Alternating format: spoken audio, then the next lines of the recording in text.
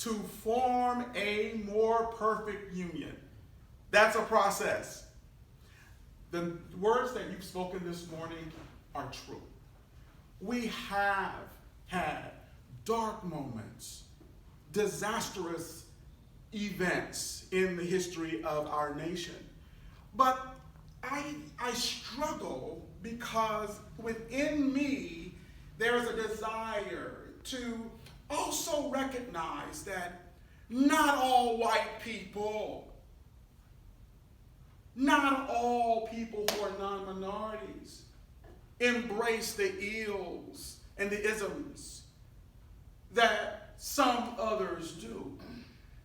During a very troubling time in our country, and even now, there are people who are not like us, not like you, who stand with people who are underrepresented, little to no voice. There were abolitionists during desegregation, white people putting their lives, their incomes, their families on the line for a higher, greater good. We cannot diminish that reality. As Dr. King said, we can't walk alone. You're absolutely right. But you, even on this campus, can't really control what happens out in the city, out in the state, out in the nation. Can't really control that. But here at Lake Ashbury, one of the wonderful climates that we have and realities is that we can foster dialogue. We can talk about those hard places, soft spots. We can talk about those stress points and pain points in a safe environment where our thoughts, our attitudes, our dispositions toward others can grow, expand, mature, be reviewed, be rethought, be reshaped. That's what we want to do here at Lake Ashbury. The second thing I want to say quickly, you are special. You are very special. You have done what almost 2,000 more students have not done. You stepped it up. You reached beyond. You did something. You showed up. And oftentimes, that's the making of a leader. That's the making of leadership.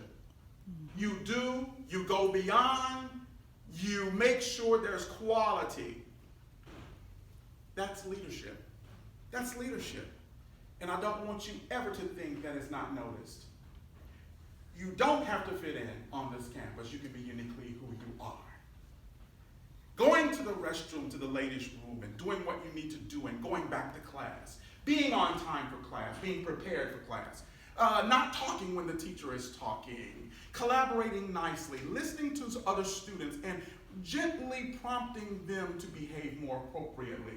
That's responsibility in the making. You're doing it already. And if you think for one moment Dr. King may not have been in a similar situation as you are this morning, you're sadly mistaken. It's going to cost you something as you continue to grow on your journey. You're going to be finding yourself over here more so than over here with them. And it's hard. It's lonely. Third thing, it's tough being an eagle. Anybody can be a turkey. Anybody can be a turkey. What's the difference, Mr. Rogers? First off, you only see turkeys at Thanksgiving and Christmas, holidays, special occasions. They run around the forest floor. They scratch and they dig for earthworms and nuts and droppings and stuff. That's kind of like what they do. They hang out and they make a lot of noise. Gobble, gobble, gobble. My grandmother used to say it like this: an empty wagon makes a lot of noise, especially when it's being pulled. Turkeys. Eagles, conversely, they fly high. They live alone. The way of the eagle is very particular, very specific. And I'm going to say this and I'm done. Embrace being the eagle you will become. 4 to 5 years, you'll be pushed out of the nest.